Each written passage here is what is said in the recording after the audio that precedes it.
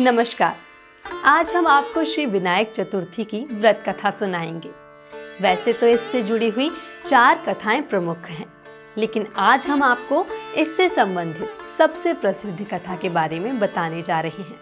पौराणिक काल में भगवान शिव और माता पार्वती नर्मदा नदी के किनारे बैठे थे। वहां पर माता पार्वती ने भगवान शिव से समय व्यतीत करने के लिए चौपड़ खेलने को कहा।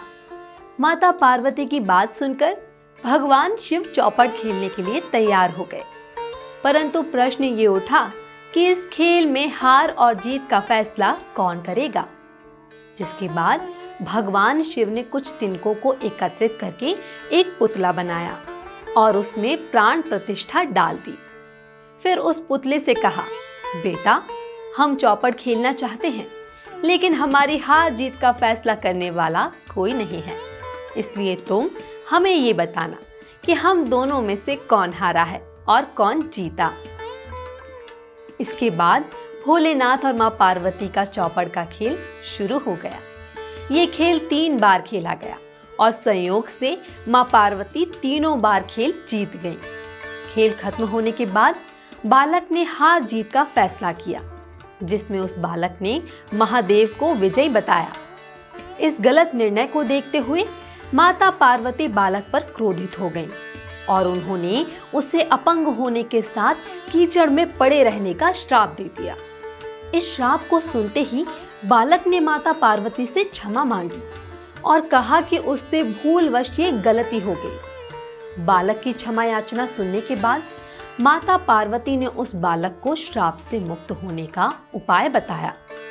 उन्होंने कहा कि यहाँ नाग कन्या भगवान गणेश की पूजा करने के लिए आएंगी।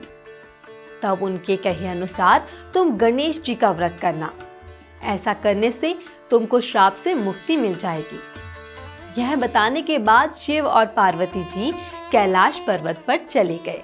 1 वर्ष तक वह बालक उस श्राप से प्रभावित रहा। वहां जब आखिरकार नाग कन्या आई तो बालक ने उनसे गणेश चतुर्थी व्रत की विधि के बारे में पूछा। पूर्ण विधि के बारे में जानकर बालक ने भक्ति में लीन होकर 21 दिनों तक भगवान गणेश की आराधना की और व्रत किया। बालक की तपस्या को देखते हुए भगवान गणेश ने उसे दर्शन दे दिए और वरदान मांगने के लिए कहा। बालक ने गणेश जी से उसका पैर ठीक करने की प्रार्थना की, जिससे वह कैलाश में माता पार्वती और भगवान शिव से मिल सके। गणेश जी ने उसकी मनोकामना पूरी करते हुए उसे स्वस्थ कर दिया।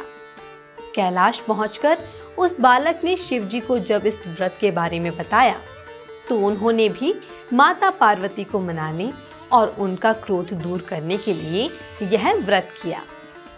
जब पार्वती जी को इस व्रत के महत्व के बारे में पता चला तो उन्होंने भी कार्तिकेय जी से मिलने के लिए अपनी इच्छा को पूर्ण करने के लिए पूरे विधि विधान से इस व्रत को पूरा किया। इसके परिणाम स्वरूप व्रत के 21वें दिन कार्तिकेय जी माता पार्वती से मिलने आ पहुंचे।